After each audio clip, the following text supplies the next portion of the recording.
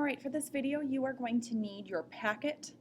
At page number 6 is where we're going to start. You will also need your pencil out to be following along as we go. I expect you to pause the video and complete the practice parts as we go. Please rewind and go back if you're confused. Listen again, okay? You are expected to ask questions if you don't understand. Senora Rude has taught direct object pronouns many times before, and she is willing to help anybody who has questions. You need to ask questions if you are confused. Let's start with page 6. It says, Goal 2, I can replace a direct object with a direct object pronoun in context. Objetos directos, that's what we call them in Spanish.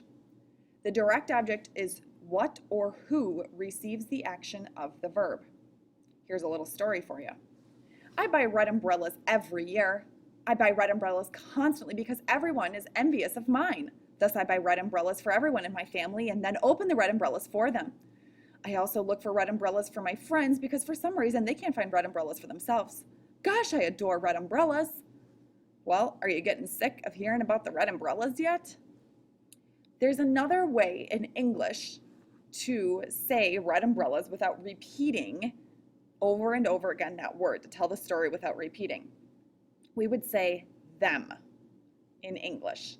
That's called a direct object pronoun, a DOP. We have DOPs in Spanish too. The direct object would be red umbrellas. The direct object pronoun that we would replace red umbrellas with would be the word them. So instead of saying, I buy red umbrellas every year, we could say, I buy them every year. Other examples. Find the direct object in these sentences and replace it with the direct object pronoun in English. So saying, I have the book, I have it. We study Spanish, we study it. He hit his little brother, he hit him. The kids can see Pepe and Pepita. They can see them. And finally, they're looking for Carlos and me. They're looking for us. All of those are direct object pronouns. Now, write a sample sentence for your partner using a direct object. When you finish, have your partner rewrite the sentence using a direct object pronoun. Moving on to the part about direct object pronouns. This is the chart. The direct object pronouns are me, te, lo, la, nos, os, los, and las. And you can see what their meanings are. Now, the next part says, write the DOP, escribe el DOP para estas palabras. Okay?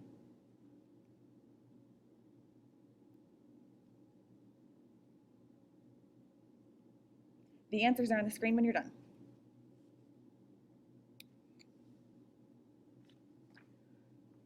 Page 7, at the very top, you need to fill in that chart with the direct object pronouns in Spanish.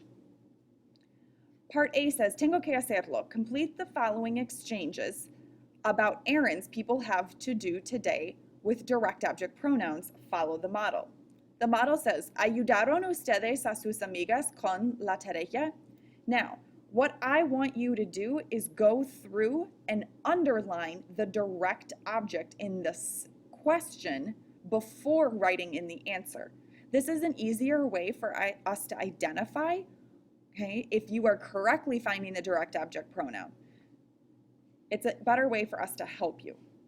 So they wrote the direct object pronoun would have been a sus amigas, which they would have underlined, and they replaced it in the second half by saying, sí, las ayudamos después de la clase. Número 1, ¿tienes la pasta dental? Underline the direct object. You should have underlined la pasta dental. Now you're going to fill in the blank for the response. La pasta dental is feminine and singular. We should write la. No, I, no la compré. 2. ¿Vas a enviar la carta? Underline your direct object. Should have underlined la carta. And now you're going to fill in the blank. Yet again, la carta is a feminine singular direct object. Therefore, our direct object pronoun is la. Sí, la eché al buzón hace una hora.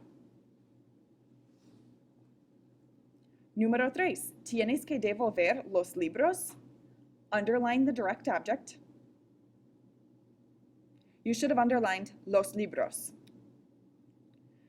Los libros is masculine and plural. Our direct object is going to be los.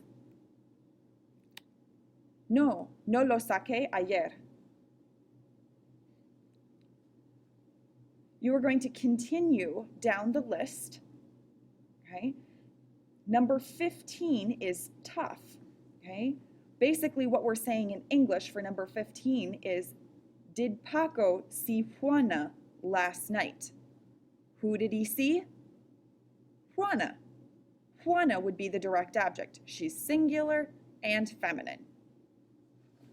Good luck. Use the PowerPoint on Schoology to help you fill in your answers.